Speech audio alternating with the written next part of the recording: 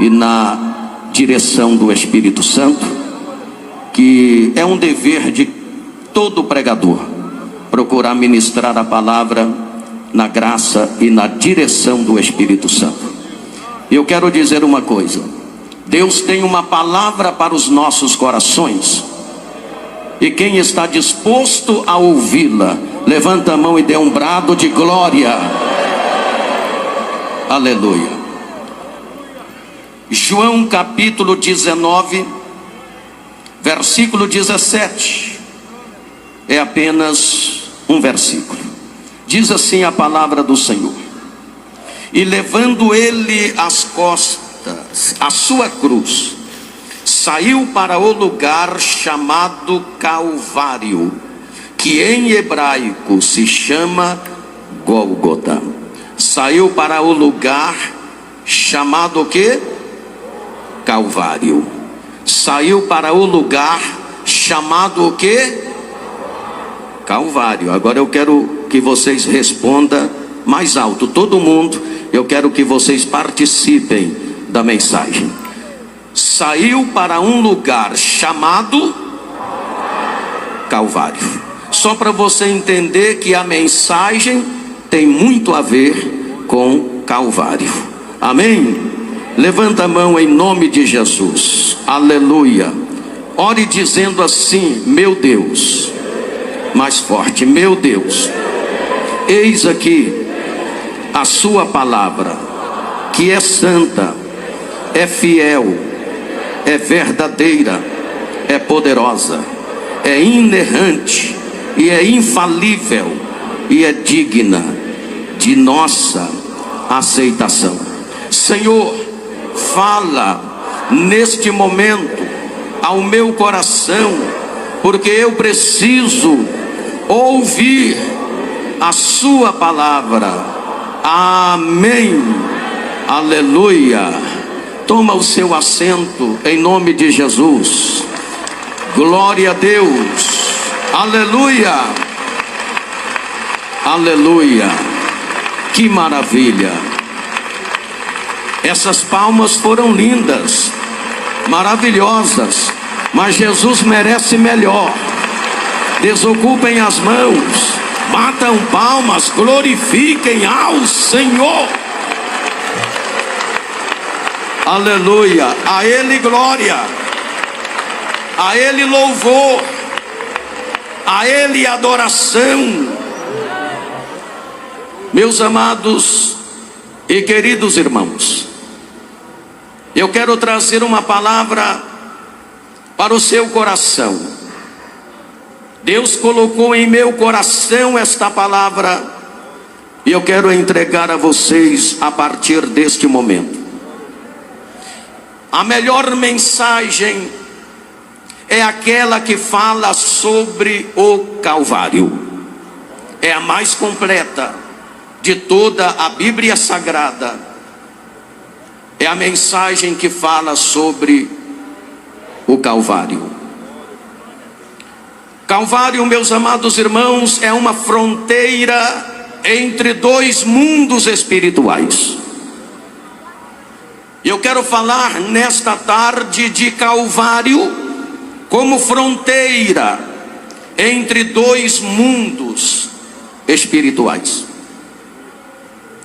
O Senhor Jesus Cristo, em João no capítulo 14, versículo 6, Ele disse: eu sou o caminho, a verdade e a vida, e ninguém vem ao Pai se não for por mim.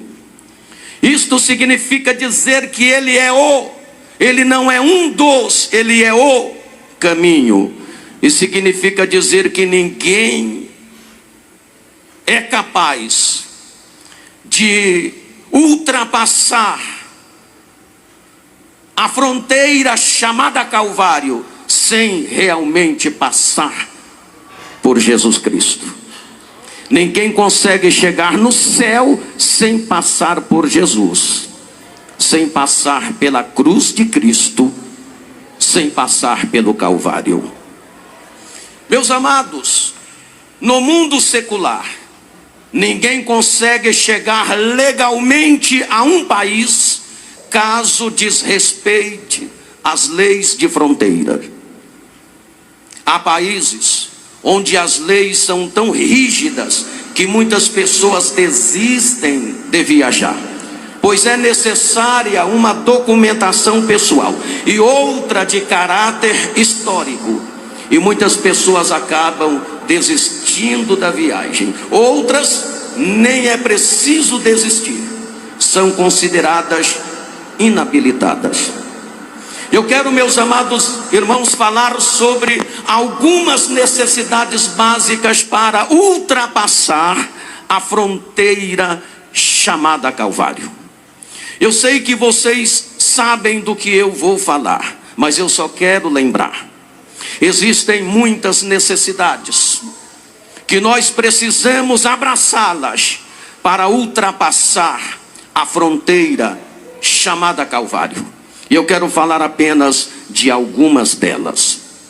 A primeira delas, eu me baseio em Lucas capítulo 9, versículo 23, quando o Senhor Jesus Cristo, diante dos seus discípulos e de uma grande multidão, ele de repente olha para aquela multidão e ele diz o seguinte: olha, se alguém quer ser meu discípulo, negue-se a si mesmo, tome cada dia a sua cruz e siga-me. Quero dizer a vocês que para ultrapassar a fronteira chamada Calvário, é necessário aceitar carregar a cruz. Jesus disse: se alguém quer vir após mim, quer ser meu discípulo, negue-se a si mesmo, tome cada dia a sua cruz e siga-me. Meus amados irmãos, eu quero dizer a vocês que não é como muitas pessoas estão pensando e dizendo nos dias de hoje. Muitos cristãos estão dizendo, até baseado em muitas pessoas que pregam, ministram e dizem que não é necessário o crente fazer nada, absolutamente nada para ser salvo, porque a graça já fez tudo por ele. Ou seja, Jesus já fez tudo e não é necessário fazer mais nada. A graça resolveu tudo, não é preciso o crente fazer nada mais para obter o céu. Quando eu olho para a luz da Bíblia Sagrada, eu vejo um pouco diferente. Eu vejo o Senhor Jesus dizendo: se alguém quer morar no céu, se alguém quer me seguir, se alguém quer ser meu discípulo, negue-se a si mesmo. Então tem coisa que nós precisamos fazer. É preciso negar, renunciar, muitas vezes sentimentos, vontades, paixões e desejos, para sermos discípulos do Senhor, para sermos cidadão do céu. Quero dizer a vocês que a graça, ela brota do insondável amor de Deus e é personificada na pessoa bendita de Jesus. Ela encontra o seu ponto culminante no Calvário, na morte de Cristo, e é validada como dádiva de misericórdia a todos os homens que viveram, que vivem e que viverão. Todo o Antigo Testamento aponta para aquele que traz a graça, que sacrificou a sua vida expiando os nossos pecados no Calvário. Quero dizer a vocês que não é possível separar a graça da cruz. Cruz e graça formam uma unidade inseparável. Inseparável. Aleluia, louvado seja Deus. Aleluia. Quero dizer a vocês que um evangelho sem cruz não é evangelho. Não é possível, veja bem, não é possível separar a graça da justiça e da santidade. A graça manifestada produz uma transformação revolucionária no homem, quando pessoas se deixam mudar por Jesus, e isto significa uma penetração do mundo celestial nas pessoas. Cristo veio para realizar a expiação, e isto levou à sua morte sacrificial no Calvário. O sacrifício de Jesus trouxe a graça salvadora aos corações abatidos e enfermos pelo pecado. Agora deixa eu falar uma coisa, não é preciso ninguém se desesperar, porque a graça trouxe salvação a todos os homens.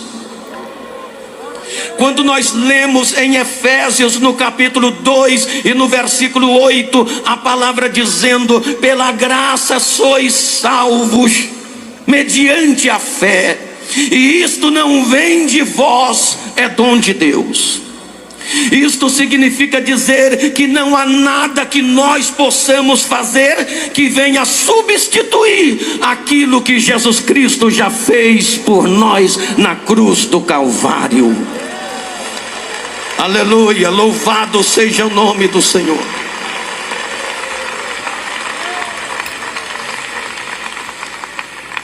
Graça é favor imerecido. A graça aponta para Jesus Cristo. Ela veio trazendo salvação a todos os homens. Pela graça sois salvos, mediante a fé. Como eu disse, a graça é favor imerecido. Não há nada que você possa fazer que venha substituir aquilo que Jesus já fez mediante a fé. A fé é nossa, é instrumento, é um instrumento. Meus amados irmãos, a mensagem da cruz e da graça precisa ser propagada com mais frequência, acompanhada de um apelo à decisão, mesmo que nem sempre ela seja bem aceita. Uma das necessidades básicas para ultrapassarmos a fronteira chamada Calvário é carregar a cruz. Você está disposto a levar a sua cruz? Aleluia. Eu vou perguntar mais uma vez, parece que tem gente que não entendeu. Você está disposto a levar a sua cruz? Quantos estão dispostos a levar a sua cruz? Levante a sua mão e dê um brado de glória. Aleluia, glória. Bendito é o nome de Jesus.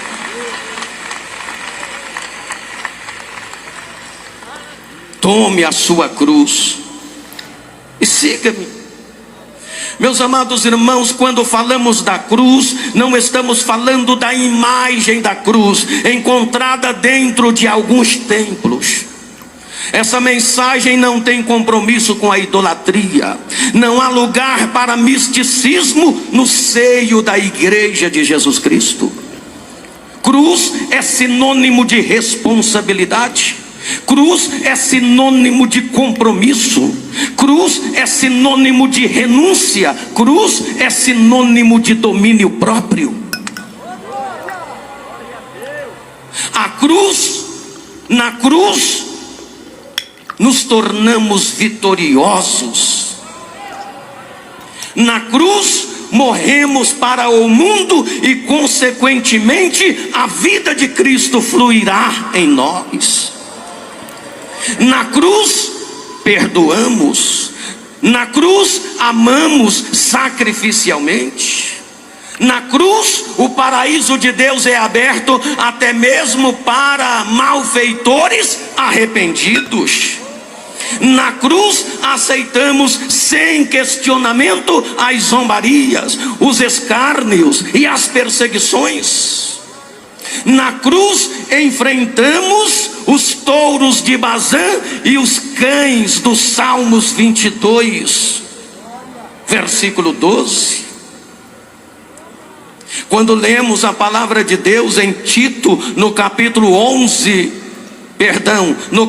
2, versículo 11 ao versículo 13, nós lemos o seguinte: porque a graça de Deus se há manifestado, trazendo salvação a todos os homens, veja bem, ensinando-nos que, renunciando à impiedade, vivamos neste presente mundo uma vida sóbria, justa e piamente, aguardando a bem-aventurada esperança e o aparecimento da glória do grande Deus e de nosso Senhor Jesus Cristo.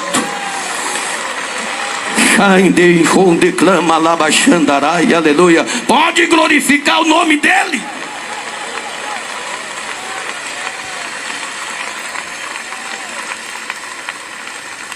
E chegando ele no lugar chamado Calvário, onde foi crucificado. Meus amados, a graça aponta para a cruz. E nós encontramos Jesus Cristo dizendo: se alguém quer me servir, renuncie-se a si mesmo, tome a sua cruz e siga-me. Veja bem que o Senhor Jesus Cristo, Ele não mandou arrastar a cruz, Ele disse: tome a sua cruz. Quero dizer a vocês que a cruz se torna mais pesada para aquele que a arrasta do que para aquele que a carrega. Ele não disse para arrastar a cruz, ele disse para carregar a cruz. Qual é a diferença, pastor, entre carregar a cruz e arrastar a cruz? Tem muitos crentes que, ao invés de carregar a cruz, estão arrastando a cruz, dizendo: não vale a pena, eu não pensei que fosse assim, parece que não está valendo a pena servir a Deus. Eu sou fiel, sou dedicado, sou dizimista, faço minhas ofertas e parece que as coisas não acontecem, Deus não me vê, parece que o ímpio é mais próspero do que eu, parece que não está valendo a pena minhas orações, parece que Deus não responde, parece que não chega no trono da graça.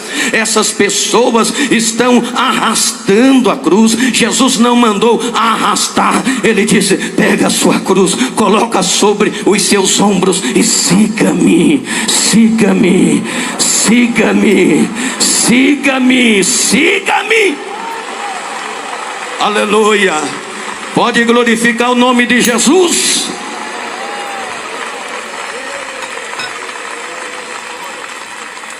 Precisamos entender que mesmo em meio às aflições, mesmo em meio às dificuldades, mesmo em meio às crises, mesmo em meio às mazelas que temos de enfrentar neste mundo presente, mesmo em meio às perseguições que temos de enfrentar neste mundo presente, vale a pena servir a Deus, vale a pena ser fiel, vale a pena carregar a cruz.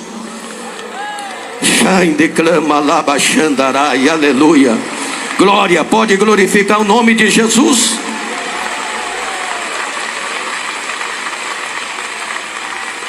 Aleluia. Segunda necessidade básica para ultrapassar a fronteira chamada Calvário: é necessário aceitar ser crucificado. Talvez alguém vai dizer: pastor, eu esperava ouvir uma mensagem diferente. Eu vim aqui hoje para ouvir uma mensagem diferente. Eu quero dizer uma coisa para você: o fiel pregador, ele não deve se preocupar em pregar uma mensagem que o povo quer ouvir, mas ele deve se preocupar em pregar uma mensagem que o povo precisa ouvir. Aleluia. Bendito é o Senhor. Pode glorificar.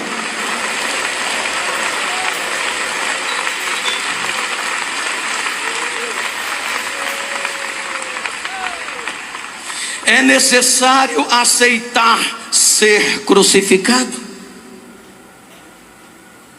Em Romanos, no capítulo 6 e no versículo 6, nós lemos o seguinte: sabendo isto, que o nosso homem velho foi com ele crucificado, para que o corpo do pecado seja desfeito, para que não sirvamos mais ao pecado. O que é aceitar ser crucificado? Em Romanos, no capítulo 12, versículo 1, a seguir nós lemos o seguinte: Paulo dizendo: rogo-vos, pois, irmãos, pela compaixão de Deus, que apresenteis os vossos corpos em sacrifício vivo, santo e agradável a Deus, que é o vosso culto racional. E não vos conformeis com este mundo, mas transformai-vos pela renovação do vosso entendimento, para que experimenteis a boa, agradável e perfeita vontade de Deus. Aleluia, glórias. Bendito é o nome de Jesus.